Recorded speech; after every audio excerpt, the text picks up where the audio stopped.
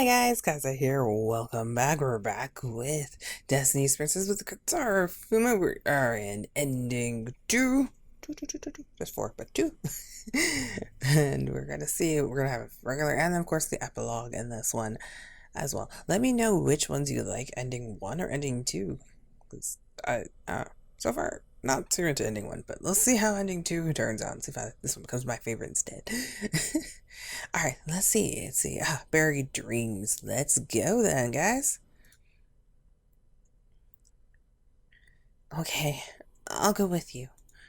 I told Kotaro that I'd go with him. Really? Yes. We'll never come back here. Are you still okay with that? Yes, I don't mind. I hugged Kotaro. The castle I'd so desperately tried to protect had burned down. I was sure the people and the vassals were all gone. No, moreover, Kotaro was the only person who was important to me. He stared at me as if probing me. I won't ask you again. I said I don't mind, didn't I? I'll go with you to the ends of the earth. Kotaro's face changed. I hear you loud and clear. He scooped me up into his arms and started sprinting. Kotaro, where are you going? Didn't you just say you come with me to the ends of the earth? I did, but you could at least tell me where we're going. It doesn't matter. We'll go somewhere no one can find us. Once you get there, I'll make you mine, Kaze. Huh? My cheeks were burning up. This is all so sudden. No, it's not. Up until now, I've watched you sleep and held off from putting my hands on you. But your heart is already mine. That's why I have to have your body too. But it really is too soon. He threw me down the soft bunch of grass. Okay. Wait, Kotaro, you're being too rough. I said those words instinctively. I quickly held my tongue. Kotaro stood tall in front of me, and his eyes looked like they were shining. They were like a wild beast's eyes. Kotaro quickly started. He bit my neck and peeled off my clothes with his mouth. Oh, wow, okay, hi. Wait, Kotaro. I won't wait any longer. Didn't I just tell you that? Kotaro took off his clothes and covered me once again. He bitingly kissed me. After our long kiss, Kotaro smiled and started to talk to me. Oh, I look so shocked, but it looks so freaking hot. I'm not going to lie. You'll be with me for the rest of my life. I had forgotten. His heartlessness from the time with the demon, his ferocious aura when he had calmed the dogs down with his stare. There was a beast sleeping inside Kotaro, and I'm sure it was a wild and noble beast. I could sense it as he put his hands and lips on my skin. After that, Kotaro had eaten me up. I was sure he'd consume every last part of me and make me his. But that would make me very happy. After Kotaro fulfilled his lust, I dozed off in his arms. Did I not, fulfill anything? Sorry. It was morning when I opened my eyes. Good morning, Kaze. I woke up after hearing his cheerful voice, feeling the sun's rays. I woke my body up, and he smiled childishly, like he always had. He then laughed. His beastly nature from last night had already disappeared. Oh. You seem to be in a good mood. That's because you look so cute when you're sleeping. His lips were stretched out. Thanks. Jeez, his mood was constantly changing. It was making me go crazy. But I thought that part of him was cute. After you get dressed, let's go find some food. Now that you mention it, we haven't eaten anything since last night. You're hungry, aren't you? I'll find something delicious in a jiffy. For now, we left the hill and went down to the land near the castle. We crossed the river and aimed to go past the mountains. The villages we passed were empty, but Kotaro said the fields have plenty of food in them. However, if we just take without asking, won't that cause problems? They left without taking care of the fields. Those people are already in other countries. If we just leave the fruits and vegetables, animals will eat them. No one will care. We came out of the forest as we spoke to each other. We come out to the place we had been the day we had flown together. We looked at each other. Why is there a town here? The last time I looked, everything was burned down. Where are we? Kotaro made a grim face. I thought that was the hill we'd been to before, but was it not? I've never seen houses built like this. It looked similar to the castle town I knew, but it was a little different. Kotaro, where did you bring me yesterday? Why is Kotaro suddenly silent? Kotaro? Before I knew it, Kotaro stared at the road as if possessed by something. Kotaro, hey, what's wrong? I know this place. Huh? I know it. Here's where Kotaro suddenly looked confused and helplessly fell onto the ground. Kotaro, what's wrong? Are you not feeling well? Sir Kotaro? Someone spoke over me and called Kotaro. A young man with an agile-looking body stood behind me. As Kotaro lifted his head, the man looked at him and rushed over in delight. It really is you, Sir Kotaro. Where have you been all this time? You're... I've been searching for you such a long time. At any rate, I'm glad you're safe. Please, go back to the mansion for now. Everyone will be pleased. Kotaro stared at the man. His face gradually calmed down and returned to normal. Kotaro, how are you? I'm fine. Kotaro stood straight and hugged my shoulders. He then spoke to the man. This is my wife. That's how I'm going to treat her from now on. Oh, I understand. For now, let's go back to the mansion. Your wife can come too. Wow, this man is like totally like, okay, girl. You disappeared. You came back with a wife. Get it. Good with that. Okay. Kotaro started walking and spoke softly so only I could hear. I've remembered everything. You remembered? Are you talking about your real memories? Yeah. Kotaro nodded and his face was stiff. It looks like we've come to my world somehow. It looks like you've tagged along as well. I see. So that's why the town seems so different. Yeah. Kotaro nodded. From the beginning, I intended to go with him no matter the destination. Maybe that was why. Even after hearing I'd been brought to his world, I wasn't very surprised. Kotaro's attitude worried me more. Hey, why are you making such a grim face? It's almost like you're unhappy you've remembered everything. Kotaro smiled bitterly.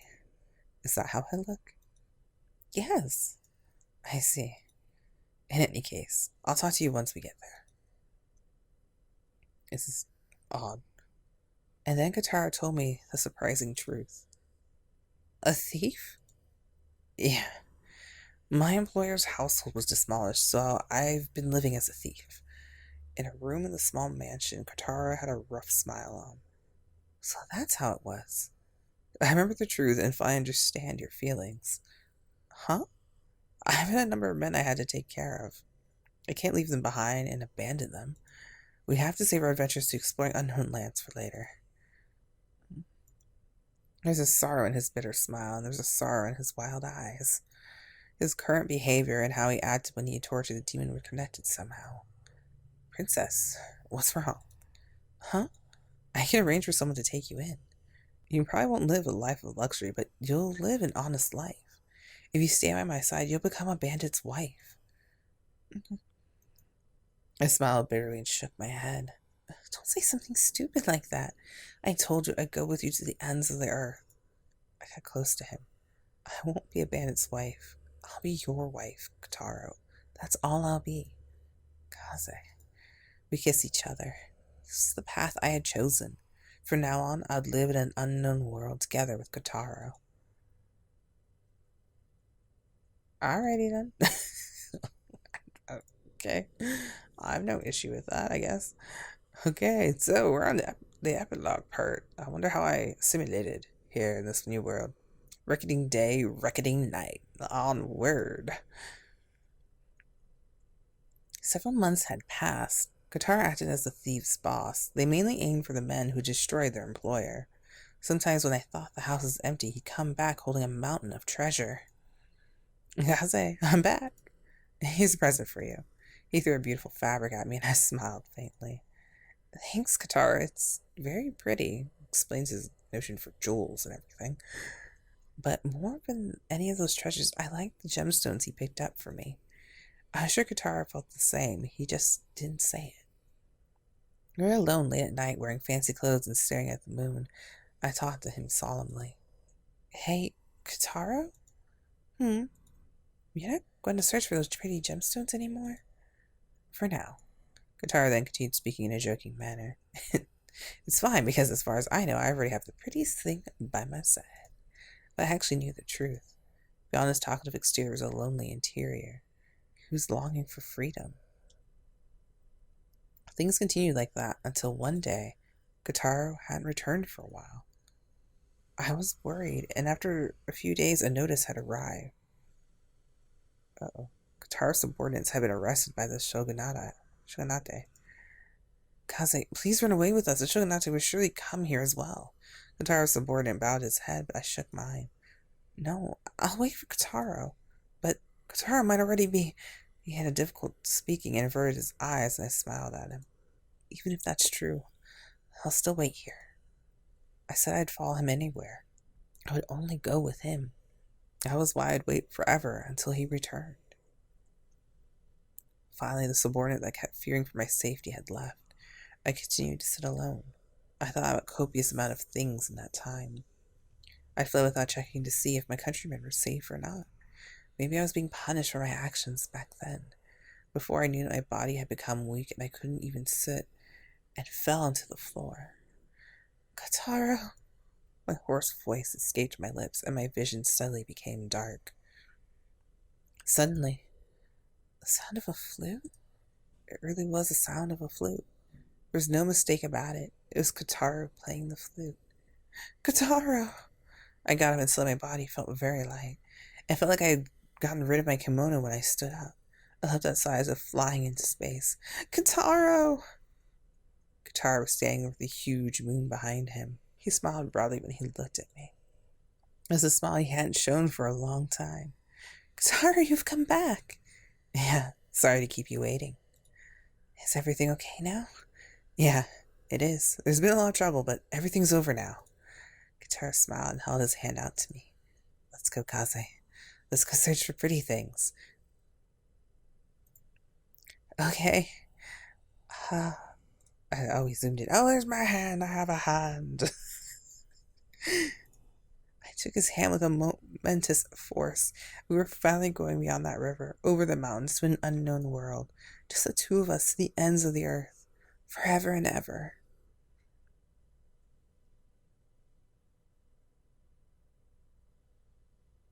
I'm not really sure how I felt about that one. It was kind of odd.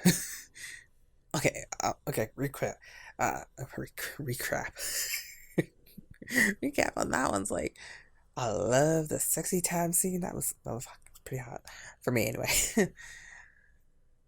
Kind of weird how we ended back in his world, and then he was like all depressed and seemed like we weren't really happy. And the fact they got caught, I'm kind of wondering if he kind of set it up so they would get caught, just so I'm tired of this lifestyle. I'm gonna get my wife and we're leaving and we're going on our adventure. Bye. That's how I felt like it was. But it might not be. I don't know. It's more like, well, since they got caught, we're just gonna go on to that adventure. Screw them. Bye. That was interesting, though. As for which ending I prefer more, oh, I think probably this one actually. Just because I think it's more that's that hot scene they had.